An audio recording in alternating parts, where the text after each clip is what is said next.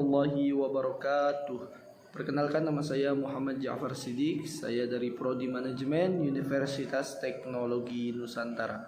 Assalamualaikum warahmatullahi wabarakatuh. Perkenalkan, nama saya Vera Oktaviani dari Universitas Teknologi Nusantara, Prodi Manajemen semester 4. Saya dan teman saya akan membacakan materi tentang struktur modal dari kelompok 7. Terima kasih.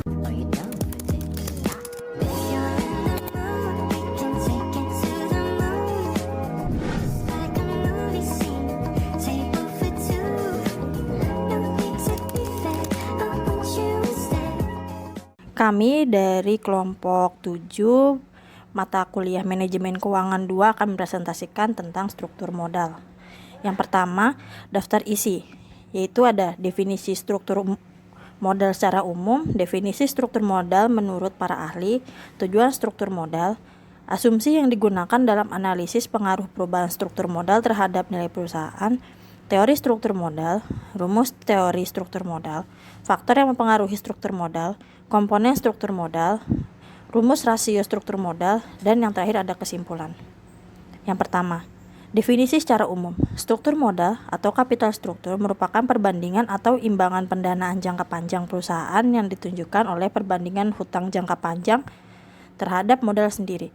Hal ini untuk menggambarkan susunan keseluruhan sisi kredit neraca yang terdiri dari utang jangka panjang dan modal sendiri. Struktur modal optimal diartikan sebagai struktur modal yang dapat meminimalkan biaya penggunaan modal keseluruhan biaya atau biaya modal rata-rata dalam kurung KO, sehingga akan memaksimalkan nilai perusahaan. Struktur modal merupakan cermin dari kebijakan perusahaan dalam menentukan jenis sekuritas yang dikeluarkan. Apabila kebutuhan dana sudah demikian meningkatnya karena pertumbuhan perusahaan dan dana dari sumber internal sudah digunakan semua, maka tidak ada pilihan lain selain menggunakan dana yang berasal dari sumber eksternal, baik berupa hutang atau debt financing maupun dengan mengeluarkan saham baru. Struktur modal yang optimal terjadi pada leverage keuangan sebesar X, di mana KO atau biaya modal minimal yang akan memberikan harga saham tinggi. Leverage keuangan merupakan penggunaan dana di mana dalam penggunaan dana tersebut perusahaan harus mengeluarkan biaya tetap atau merupakan perimbangan penggunaan hutang dengan modal sendiri dalam perusahaan.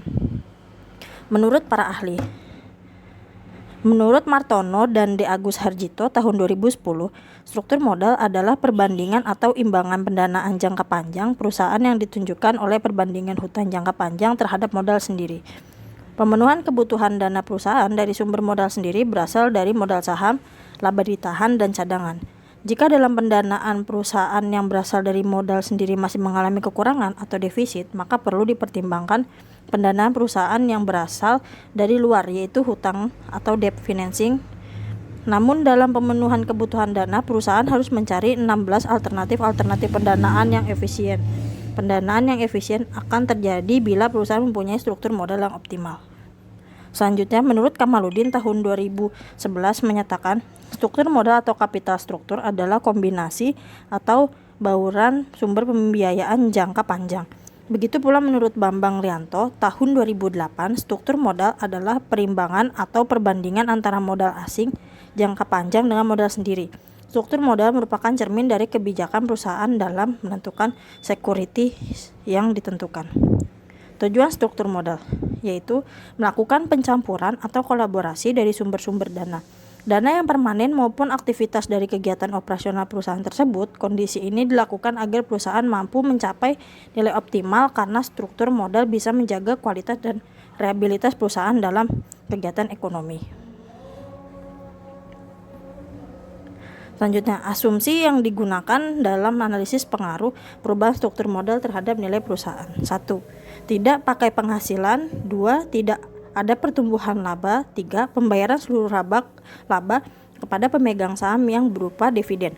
Keempat, perubahan struktur modal terjadi dengan menerbitkan obligasi membeli kembali saham biasa atau dengan menerbitkan saham biasa dan menarik obligasi. Teori struktur modal.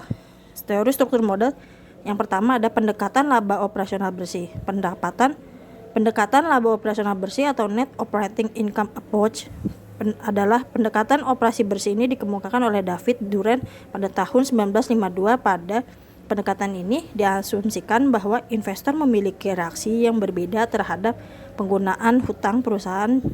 Biaya modal rata-rata bersifat konstan berapapun jumlah hutang yang digunakan perusahaan, sehingga pertama, diasumsikan biaya hutang konstan. Kedua, penggunaan hutang yang semakin besar oleh pemilik modal sendiri dilihat sebagai peningkatan risiko perusahaan.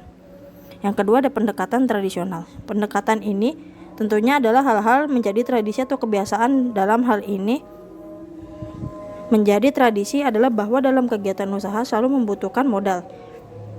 Jika modal yang dimiliki sendiri tidak mencukupi, tentunya perusahaan membutuhkan modal tambahan dengan meminjam kepada pihak luar. Modal dari pihak luar ini bisa dilakukan dengan menjual surat berharga yang pada umumnya berupa saham atau obligasi. Bagi pihak yang menginvestasikan dananya dengan membeli surat berharga, tentunya baik dalam bentuk saham maupun bentuk obligasi, maka mengharapkan keuntungan. Oleh karena itu, pada pendekatan tradisional ini diasumsikan bahwa terjadi perubahan struktur modal yang optimal dan peningkatan nilai total perusahaan melalui penggunaan financial leverage atau hutang dibagi modal sendiri. Yang kedua ada teori struktur modal. Selanjutnya ada pendekatan Modigliani dan Miller atau MM. Pendekatan MM adalah risiko total bagi seluruh pemegang saham tidak berubah, walaupun struktur modal mengalami perubahan. Asumsi yang digunakan oleh MM adalah pasar modal adalah sempurna dari investor dan investor bertindak rasional. Nilai yang diharapkan dari distribusi probabilitas semua investor sama. Perusahaan memiliki risiko usaha yang sama. Selanjutnya tidak ada pajak. Terima kasih. Selanjutnya akan dilanjutkan oleh Bapak M. Jafar Siddiq. Teori struktur modal. Pecking order teori. Penelitian ini memakai teori yang berhubungan dengan struktur modal, yakni pecking order teori. Karena perusahaan yang ingin berkembang harus memiliki modal yang diperoleh dari utang. Tetapi perusahaan tidak mudah untuk mendapatkan pinjaman karena harus menganalisa terlebih dahulu apakah memang sudah tepat untuk berhutang. Pecking order teori adalah urutan sumber pendanaan dari internal dalam kurung laba ditahan dan eksternal dalam kurung penerbitan ekuitas baru.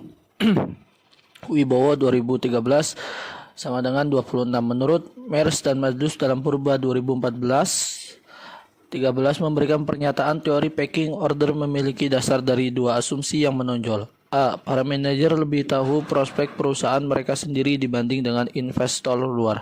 B. Manajer bertindak dalam kepentingan terbaik pemegang saham yang ada. Signaling teori. Menurut Arifin dalam Naibaho 2013 sama dengan 12 memberikan pernyataan teori ini tersusun dari asumsi adanya asymmetric information antara manajer dan pemegang saham. Karena terdapat asymmetric information, maka manajer harus berupaya memberi sinyal kepada investor. Sinyal tersebut harus dalam bentuk sesuatu yang bisa dipercaya dan tidak mudah ditiru atau mahal untuk menirunya. Dalam kebijakan struktur modal, sinyal yang diberikan adalah dalam bentuk digunakan porsi hutang yang lebih besar pada perusahaan. Hanya perusahaan yang benar-benar kuat yang sangat berani menanggung resiko mendapatkan kesulitan keuangan pada saat porsi hutang perusahaan tinggi. Maka porsi hutang yang tinggi digunakan manajer sebagai sinyal bahwa perusahaan mempunyai kinerja yang handal. Trade-off teori. Menurut Brigham dan Houston 2001 sama dengan 34, trade-off teori dari leverage memberikan pernyataan bahwa perusahaan melakukan penyeimbangan antara manfaat dari perdanaan dengan utang. Dalam kurung perlakuan pajak seseorang yang menguntungkan dari suku bunga dan biaya kebangkrutan dengan tinggi. Kenyataan bahwa bunga adalah beban yang bisa dikurangi sudah membuat utang lebih murah dibanding saham biasa atau saham preferen. Dapat disebut utang memberikan kegunaan perlindungan pajak sehingga pemakaian utang akan menjadikan peningkatnya porsi laba operasi perusahaan EBIT yang mengalir pada investor. Teori struktur modal menghitung return obligasi.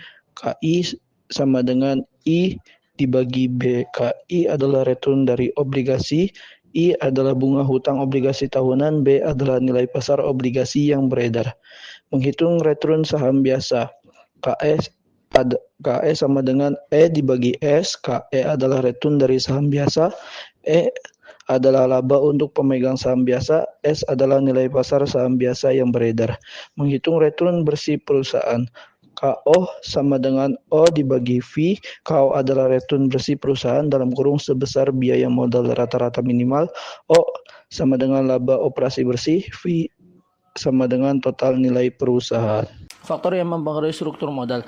Brigham pada tahun 1983 menyatakan bahwa beberapa faktor penting dalam menentukan struktur modal capital struktur decision meliputi beberapa faktor: 1. Sales stability, 2. Asset struktur, 3. Growth rate. Yang keempat, faktor-faktor yang mempengaruhi struktur modal menurut Brigham dan Houston pada 2006. Yang pertama, stabilitas penjualan, struktur aktivia, leverage aktivia, tingkat pertumbuhan, profitabilitas, pajak, sikap manajemen, kondisi pasar, fleksibilitas perusahaan. Komponen struktur modal. 1. Hutang jangka panjang. Dalam jumlah hutang di dalam neraca akan menunjukkan besarnya modal pinjaman yang digunakan dalam operasi perusahaan. Modal pinjaman ini dapat berupa hutang jangka pendek maupun hutang jangka panjang. Tetapi pada umumnya pinjaman jangka panjang jauh lebih besar dibandingkan dengan hutang jangka pendek. Pinjaman hutang jangka panjang dapat berupa pinjaman berjangka dalam kurung pinjaman yang digunakan untuk membiayai kebutuhan modal, kerja permanen untuk melunasi hutang lain atau membeli mesin dan peralatan, dan penerbitan obligasi dalam kurung hutang yang diperoleh melalui penjualan surat-surat obligasi. Dalam surat obligasi ditentukan nilai nominal, bunga per tahun, dan jangka waktu pelunasan obligasi. Yang kedua, modal sendiri. Irawan dan Zainal 2018 141. Modal sendiri equity capital adalah dana jangka panjang perusahaan yang disediakan oleh pemilik perusahaan pemegang saham yang terdiri dari berbagai jenis saham, saham preferen dan saham biasa, serta laba ditahan. Modal sendiri atau ekuitas modal yang berasal dari perusahaan itu sendiri, berasal dari pengembalian bagian peserta atau pemilik. Modal sendiri merupakan modal dalam suatu perusahaan yang dipertaruhkan untuk segala resiko usaha maupun resiko kerugian-kerugian lainnya. Modal sendiri atau ekuitas merupakan modal jangka panjang yang diperoleh dari pemilik perusahaan atau pemegang saham. Modal sendiri diharapkan tetap berada dalam perusahaan untuk jangka waktu yang tidak terbatas, sedangkan modal pinjaman memiliki jatuh tempo. Rumus rasio struktur modal. Yang pertama, debt to equity ratio dalam kurung DER. DER sama dengan debt total dibagi equity total. Debt total adalah total hutang, equity total adalah total equities. Yang kedua, debt to assets ratio dalam kurung DAR. DAR adalah debt total dibagi assets total. Keterangan debt total adalah total hutang, assets total adalah total aktiva. Yang ketiga, long term debt to equity ratio LDER adalah rumusnya LDER adalah hutang jangka panjang dibagi total ekuitas. Yang keempat, long term debt to asset ratio LDAR. LDAR rumusnya adalah hutang jangka panjang dibagi total aset. Kesimpulan, struktur modal dapat kita pahami sebagai perbandingan yang terjadi pada modal ditahan dengan ekuitas modal kepemilikan baik jangka pendek maupun panjang. Adapun tujuan struktur modal sendiri adalah untuk menggabungkan sumber-sumber dana permanen dan lancar untuk operasional perusahaan. Hal tersebut dapat terwujud jika perusahaan memiliki pengelolaan struktur modal yang baik. Yang kedua, kondisi keuangan baik internal maupun eksternal akan terjaga aman sehingga perusahaan terhindar dari kebangkrutan. Finansial terjaga juga akan terhindar dari utang atau pinjaman eksternal. Harapannya perusahaan-perusahaan dapat memiliki kemajuan yang signifikan secara finansial dengan memahami struktur modal baik. Selain itu, perusahaan dengan struktur modal baik hanya dicari oleh para investor yang ingin menanamkan uangnya. Inilah yang membuat perusahaan mampu bertahan di tengah kondisi persaingan. Terima kasih. Sekian pemaparan dari kelompok 7 mengenai tentang struktur modal. Saya ucapkan terima kasih kepada Pak Jafar yang sudah memaparkan materi, dan saya ucapkan juga terima kasih kepada Bapak Dosen Agung Triputranto yang sudah memberikan kami tugas untuk membuat video pembelajaran. Saya ucapkan wassalamualaikum warahmatullahi wabarakatuh.